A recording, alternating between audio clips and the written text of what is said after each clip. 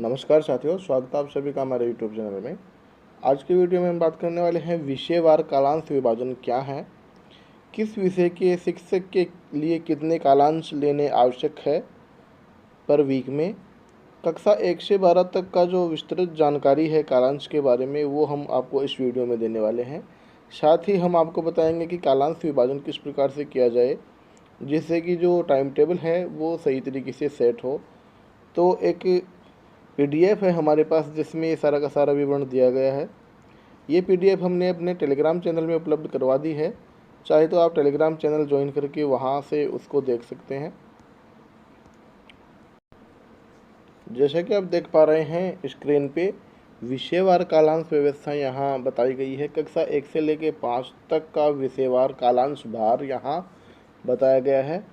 तो देख लेते हैं कि विषय दी गई है एक तरफ तो, और कक्षा 1 से 2 और 3 से 5 दी गई है। तो यहाँ हिंदी के लिए बात करेंगे सबसे पहले। तो हिंदी में यहाँ जो 12-12 कालांश है वो लेने ज़रूरी हैं 1 से 2 और 3 से 5 के लिए। उसके बाद में अंग्रेजी की बात करेंगे तो अंग्रेजी में यहाँ 6 कालांश लेने ज़रूरी हैं। गणित में 1 से 2 के लिए यहाँ 12 कालांश है और 3 से 5 के लिए यहाँ 9 कालांश है। उसके बाद में पर्यावरण की बात करें तो पर्यावरण में 6 कालांश है 1 से 2 के लिए, और 3 से 5 के लिए यहाँ 9 कालांश है। उसके बाद में कार्यानुभव के 3, कला शिक्षा के 3 और स्वास्थ्य एवं शारीरिक शिक्षा के 6 कालांश यहाँ लेने जरूरी है। तो यहाँ जो 48 कालांश है प्रति सप्ताह है। 48 कालांश का मतलब है कि पर डे जो 6 दिन होते हैं, तो 6 दिन में जो प्रत्येक शिक्षक है उसके 8 कालांश यहाँ कंप्लीट भरे हुए आएंगे। उसके बाद में 3 से 5 में भी सेम कंडीशन है। उसके बाद में एक नोट करके चीज़ दी गई है, वो आप देख लें कि कक्षा 1 से 5 तक एक ही विषय का अध्यापन एक ही अध्यापक द्वारा करवाया जाएगा। 1 से 5 तक जो शिक्षक गणित पढ़ा रहे हैं तो पहली, दूसरी, तीसरी, चौथी, पाँचवीं को गणित वो ही पढ़ाएंगे, और कक्षा 1 में गणित का जो अध्ययन है वो शिक्षक 5 में भी करवाएंगे। तो ये सीधी सी बात है, कोई ज़्यादा टिपिकल बात नहीं है। उसके बाद में हम बात करेंगे विषयवार कालांश व्यवस्था 6 से लेके 8 के लिए। तो यहाँ पर प्रत्येक जो सब्जेक्ट है उसके 6 कालांश यहाँ आएंगे। उसके बाद में कार्य और शिक्षा कार्यानुभव के 2 कालांश, कला शिक्षा का 2 कालांश, पुस्तकालय का 1 कालांश, स्वास्थ्य और शारीरिक शिक्षा का 2 कालांश, और जो निर्धारणात्मक शिक्षण है उसके 5 कालांश। तो यहाँ 48 कालांश हो जाएंगे पर वीक में। तो जो विषय अध्यापक हैं उनके पर डे जो कालांश है वो 6 रहेंगे। इसी हिसाब से टाइम टेबल सेट किया जाएगा। उसके बाद में हम बात करें विषयवार कालांश व्यवस्था 9 से 10 के लिए। तो यहाँ लैंग्वेज के 17 कालांश होंगे, हिंदी के 6, अंग्रेजी के 6, और जो थर्ड लैंग्वेज है उसके 5। उसके बाद में जो विज्ञान, सामाजिक और गणित इसके 8-8 कालांश यहाँ दिए गए हैं। राजस्थान अध्ययन के 2, स्वास्थ्य शारीरिक शिक्षा खेल पद्धति इसके भी 2, फाउंडेशन ऑफ इंफॉर्मेशन टेक्नोलॉजी जो कंप्यूटर शिक्षा चलती है उसके 2 कालांश यहाँ दिए जाएंगे। SUPW का 1, और यहाँ जो कला शिक्षा है उसका कोई कालांश नहीं आएगा। तो ये 9 से 10 के लिए है। उसके बाद में बात करते हैं कुछ नोट की। तो ऐसे विद्यालय जहाँ पर कंप्यूटर लैब की सुविधा नहीं है वहाँ के संस्था प्रधान पाठ्यक्रम और शाला की स्थानीय आवश्यकता के हिसाब से फाउंडेशन ऑफ इंफॉर्मेशन टेक्नोलॉजी के लिए निर्धारित कालांशों का समायोजन करके अन्य विषयों का शिक्षण इसमें करवा सकते हैं।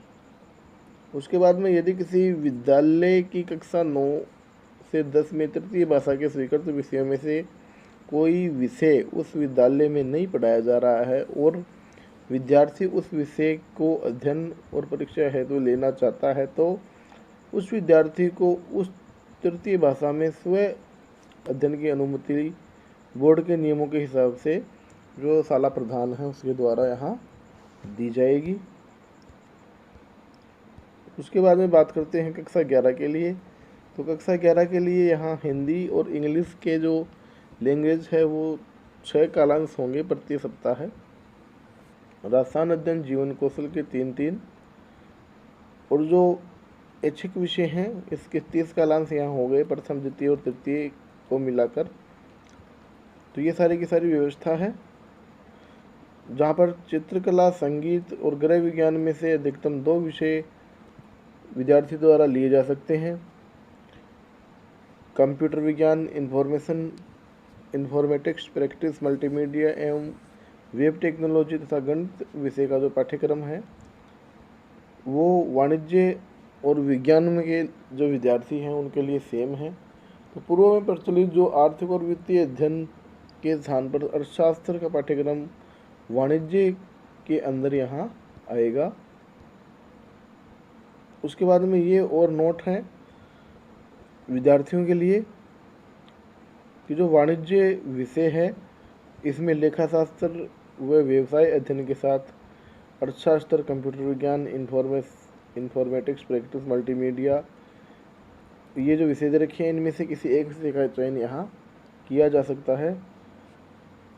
विज्ञान विषय के विद्यार्थियों के लिए भौतिक विज्ञान और रसायन विज्ञान के साथ जीव विज्ञान, भूविज्ञान, कंप्यूटर विज्ञान और गणित में से किसी एक का चयन करना आवश्यक है।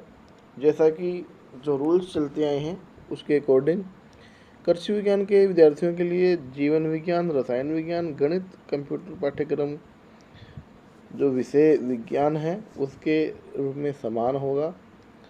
और 11 और 12 में अधिकतम एक विषय की जो अनुमति है वो स्व अध्ययन के लिए दी जा सकती है। उसके बाद में 12 क्लास के लिए यहाँ हिंदी, अंग्रेजी के लिए 6 कालांश है, रसायन अध्ययन के लिए 3 है। समाज सेवा योजना नियमित विद्यार्थियों के लिए यहाँ 11, उत्तीर्णोपरांत ग्रीष्म अवकाश में 15 दिवसीय शिविर का आयोजन यहाँ होगा। ऐच्छिक विषयों के लिए 33 सब यहाँ कालांश होंगे। ये यहाँ पर अलग अलग डिवाइडेशन आप देख पा रहे हैं। उसके बाद में जो मुख्य बात आती है कि अध्यापक कितने कितने कालांश लेंगे अपने वीक में, तो यहाँ पर क्लियर करके बात बता दी गई है कि जो प्रधानाध्यापक या प्रधानाचार्य हैं वो वीक में 12 कालांश है वो कम से कम लेंगे। उसके बाद में जो प्राध्यापक है मतलब लेक्चरर हैं वो 33 कालांश लेंगे। वरिष्ठ अध्यापक है वो 36 कालांश लेंगे। और जो अध्यापक है लेवल 1 और 2 के वो यहाँ 42 कालांश लेंगे। तो मतलब जैसे जैसे नीचे आते जाएंगे जो कालांश है उसमें वृद्धि होती जाएगी। ये नॉर्मल प्रक्रिया है, इसी के हिसाब से कालांश है उसका डिवाइडेशन यहाँ टाइम टेबल में होना चाहिए। तो साथियों ये थी सूचना अध्यापक वार कालांश के बारे में कि कौन सा शिक्षक है वो कितने कितने कालांश यहाँ लेंगे। सूचना अच्छी लगी हो तो साथियों के साथ शेयर ज़रूर करें और वीडियो को लाइक ज़रूर करें। बेल आइकन को प्रेस करना न भूलें जिससे कि आगे आने वाला वीडियो आपको तुरंत मिल जाए। वीडियो को अंत तक देखने के लिए बहुत बहुत धन्यवाद। मिलते हैं आपसे नेक्स्ट वीडियो में।